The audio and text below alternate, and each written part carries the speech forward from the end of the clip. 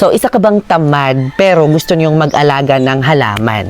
So, for today's video, I'm going to share with you the 10 plants for lazy people. So, ang unang-unang halaman na i-share ko sa inyo ay ang ating mga snake plant. Dahil kahit hindi po kayo magdilig nito, like twice a week lang kayo magdilig nito, tutubo pa din. Next naman mga ka-jungle na recommended ko din, kung gusto niyo ng outdoor naman na mga halaman na pwede nyong ilagay sa inyong mga tahanan ay yung Croton plant of San Francisco kung tawagin sa mga ibang common names. Next naman mga ka-jungle ang ating mga succulents plant. Sunod naman na recommended ko din sa mga lazy people na gustong maghalaman ang ating mga cactus plant. So next one, kung gusto nyo naman yung mga greenery or yung mga may mga leaves or yung mga dahon.